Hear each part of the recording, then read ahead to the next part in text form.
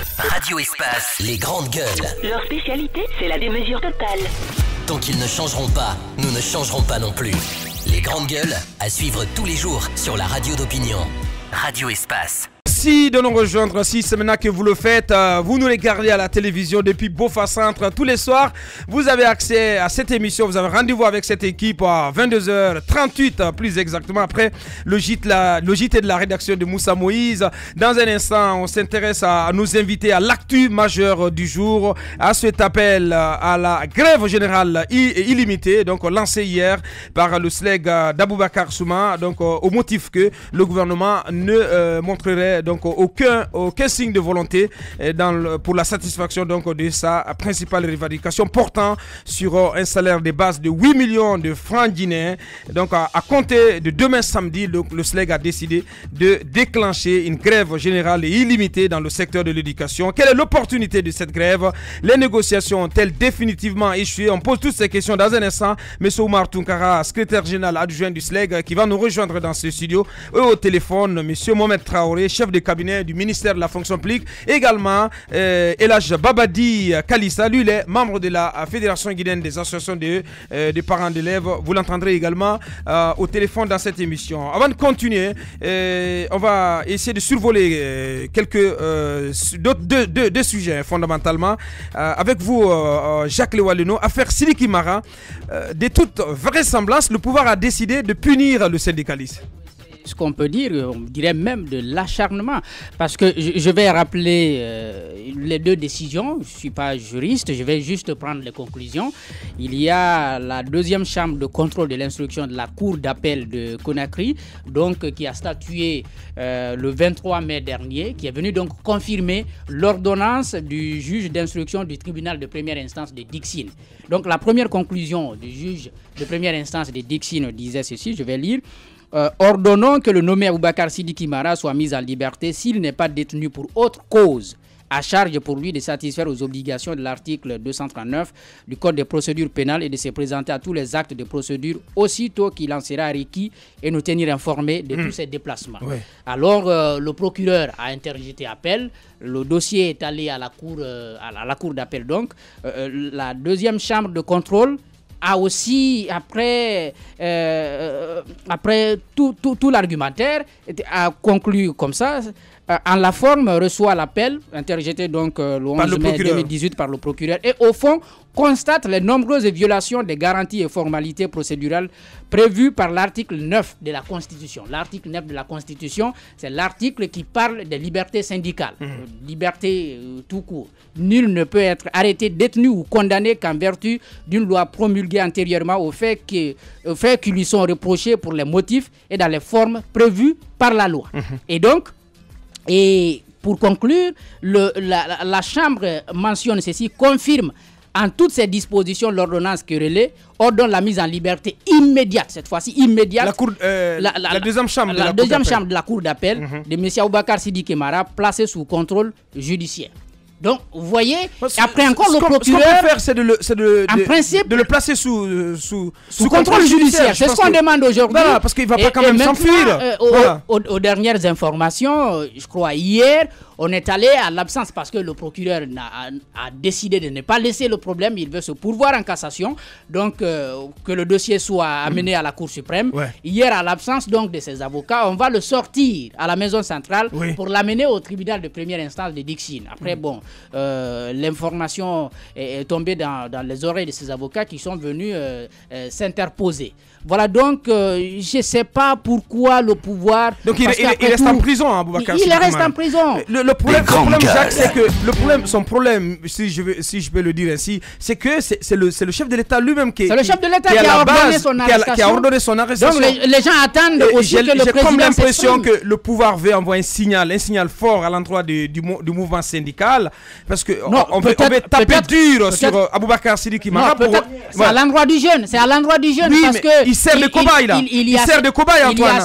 Jacques Lewa. Il y a ce son suspect, ce son compromettant important pour le préfet de Bokeh. Il ne faut pas l'ignorer. Je suis d'accord. Il dit clairement que même ses aînés sont contre lui. Oui. Donc d'une certaine façon, c'est comme si le président lui-même subissait la pression de ces centrales syndicales qui ne veulent pas voir une autre centrale émerger en République. Oui, c'est que je vais te faire comprendre. C'est les syndicats, les différents syndicats aujourd'hui, mais c'est comment je vais dire ça, c'est le souffre-douleur du chef de l'État. Donc il veut mater certainement Sidiki Mara pour peut-être envoyer un signal fort aux autres. Et ce qui va aider le président, ce sont ces guéguerres qui existent au sein du mouvement syndical même. Parce que quand on prend la situation de Sidiki Mara et à écouter les plus proches, il a bénéficié d'aucun soutien déjà. Solidarité, et puis on comprend aisément que quand même il y a un certain laisser-aller. On voudrait que le jeune justement ne puisse pas briller de l'autre côté. Moi je pense que quand le mouvement syndical rime, c'est l'unité. On ne peut pas, parce que ceux qui sont déjà au début vont quitter. Il faut qu'il y ait une jeune génération, il faut qu'il y ait une génération, un renouvellement justement pour pouvoir continuer à veiller sur le bien-être des travailleurs guinéens. Ce qui est en train quand même d'arriver à Boubacar Sidiki Mara, c'est incompréhensible parce que ce sont quand même les hommes de droit qui sont censés directement, plus que ceux qui sont un peu loin, respecter les lois. Et si la chambre de la cour a donné ce résultat, pourquoi on n'obéirait pas? La loi ne l'interdit pas d'interjeter appel comme il le souhaite, mais déjà ce qui serait imminent, ce qui est important, ce que dit la loi, c'est de libérer le monsieur. Mais encore une fois, on se rend compte que tout se passe selon le bon vouloir du chef de l'État. Lorsqu'il veut que quelqu'un paye de ses présumées fautes, il faut que la personne paye et on s'en fout de la loi, on s'en fout de toutes les structures qui représentent la loi. Merci. Antoine, allez-y.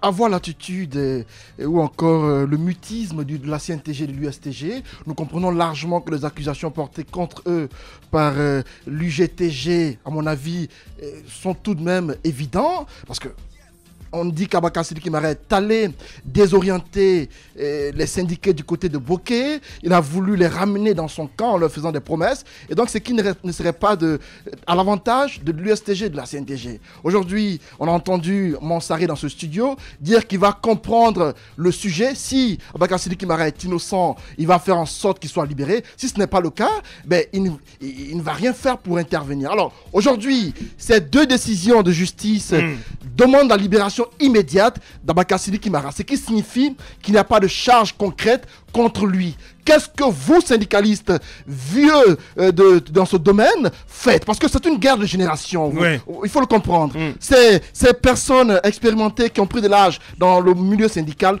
ne veulent pas que les jeunes les remplacent dans ce domaine. On a comme l'impression que cette jeunesse du monde syndical qui s'éveille aujourd'hui, on n'a pas envie que ceux-ci prennent la place de ceux-là qui sont les dévanciers, notamment Amadou Diallo et autres, Lume Bassouma qui est vers la porte de la sortie pratiquement, mais qui ne veulent pas que les jeunes les remplacent. Et à mon avis, ce mutisme en dit long. Ce silence de ce syndicaliste en dit long. Et je m'en vais dire que la condamnation ou la mise en détention d'Abakar Sidiki Mara, pour moi, n'est pas un fait du hasard. Merci. Il y est encore, c'est que la CNTG et l'USTG ont une main derrière. Bien. Bassiko, rapidement, 2 minutes.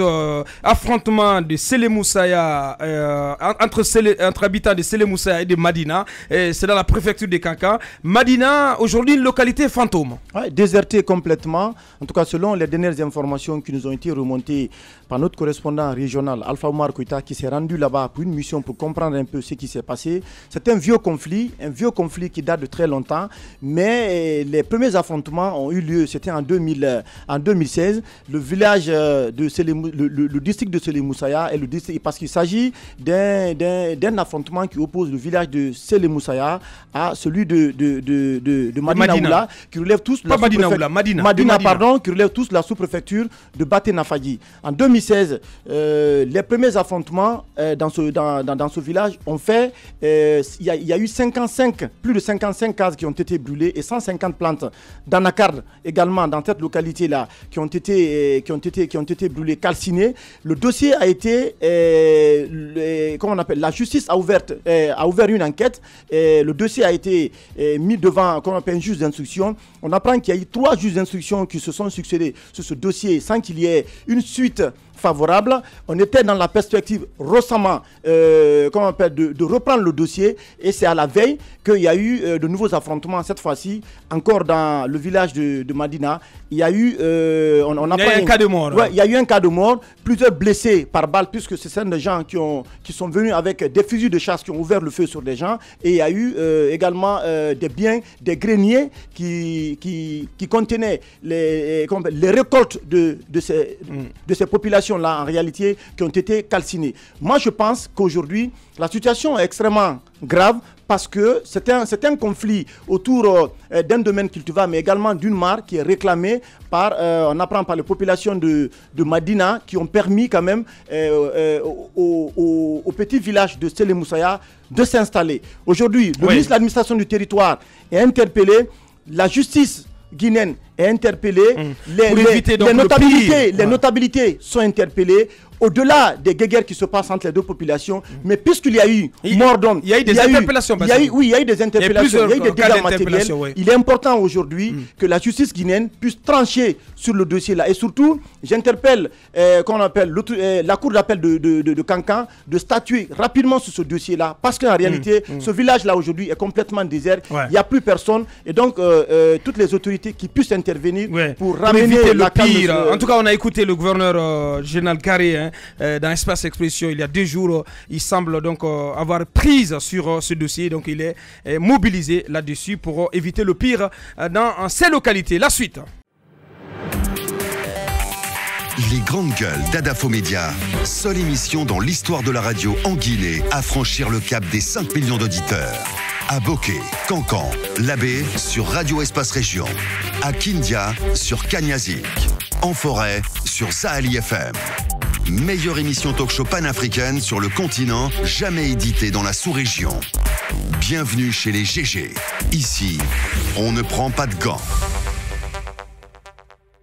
Retrouvez cette équipe et cette émission tous les soirs en prime en rediffusion à 18h sur Sud FM, la 99.4 dans la région de Conakry. Vous êtes du côté de Banankoro, vous nous regardez à la télévision tous les soirs, vous avez accès à cette émission. Merci aussi de nous regarder à Kerouané Centre et dans tout le Sanankoro. Mais vous sur place, vous nous écoutez à la radio, est-ce que nos ondes parviennent de ce côté? Gros point d'interrogation. Du côté quand même de la forêt, on est reçu sur 99.7 via notre antenne régionale Espace Forêt. Merci de votre fidélité. Vous le voyez à l'écran, notre invité qui s'est déjà installé, monsieur Oumar Tounkara, secrétaire général adjoint du SLEG, et le SLEG donc qui engage à nouveau l'épreuve de force avec le gouvernement pour éventuellement contraindre celui-ci à accéder à sa dernière revendication, en tout cas dans la plateforme du début d'année, c'est-à-dire celle portant sur un salaire de base de 8 millions de francs guinéens. Quelle est l'opportunité de cette grève? On pose la question dans un instant à notre invité. Les négociations ont-elles échoué? À la suite de M. Oumar Tounkara, dans la deuxième partie, vous entendrez M. Mohamed Traoré, le chef de cabinet du ministère de la fonction publique, et M. Babadi Kalissa, lui, les membres de la Fédération guinéenne des associations de parents d'élèves. Bien, nous l'avons en vrai dans ce studio. M. Oumar Tounkara, bonjour. Bonjour, M. Diallo. Bonjour, bienvenue les journalistes dans cette émission. On va aller droit au but. Beaucoup se posent la question sur l'opportunité du nouveau mot d'ordre de grève que vous avez émis hier. Et pourquoi vous le faites maintenant alors que nous sommes à 2 semaines seulement des examens? Pourquoi? Et alors aussi qu'il n'y a pas de gouvernement, il n'y a pas d'interlocuteur. Pourquoi vous engagez dans cette nouvelle épreuve de force avec l'État? Nous ne nous engageons pas dans une épreuve de force. La grève est opportune parce qu'elle est reconnue par la Constitution et c'est un droit pour nous de cesser le travail quand nos intérêts sont lésés. Les grandes gueules. Personne ne dit le contraire, oui. Mais personne ne dit le contraire, monsieur Tounkara. Oui, vous êtes bien d'accord avec nous qu'il n'y a pas de gouvernement. Il y a le gouvernement parce qu'il y a le président de la République. Il est membre du gouvernement, non? Et bien, le président a démissionné. Bien, allez-y. Bah, c'est quoi, allez-y. Et jusque mardi, les discussions achopaient sur les 8 millions. On apprend que le gouvernement n'a pas fait de proposition, de contre-proposition en ce qui concerne les 8 millions. Mais jusque-là, est-ce que vous n'estimez pas qu'il faut quand même donner un peu de chance au Premier ministre qui a été nommé, qui va composer un gouvernement pour continuer ce dialogue, les négociations entre le SLEG et le gouvernement? Bien, il faut donner une chance au Premier ministre. Il trouvera le dossier sur la table et il voudra bien le régler. Mais je voudrais vous dire que c'est un accord. Pourquoi vous ne l'attendez pas? C'est un accord de mars 2013. Oui, on veut bien comprendre. Mais pourquoi vous n'attendez pas que Kassouri s'installe? Il s'est installé hier. Pourquoi vous n'attendez pas qu'il forme son gouvernement et que lors de ses premières mesures, quand même, parce qu'il va trouver ce dossier chaud sur la table, qu'il regarde qu'est-ce que son gouvernement peut apporter comme solution, comme proposition sur la table, sur votre demande? Nous n'avons pas négocié avec des personnes non guinéennes, c'est des représentants du gouvernement. Côté syndical 10, côté gouvernement 10. Ces messieurs avec lesquels on a négocié sont des grands commis de l'État qui ont été investis par le gouvernement pour négocier avec le syndicat. La démission du gouvernement est récente et le problème du syndicat est ancien. C'est depuis le 13 mars 2018. Que cela soit un argument, et je voudrais que moi, à ma façon de penser, attendre un gouvernement, c'est jouer sur le temps. Le problème est là réel. Depuis mars 2018, les négociations ont abouti à cet accord. Si le gouvernement avait la volonté de régler le problème, il l'aurait réglé, il aurait pris des dispositions avant même la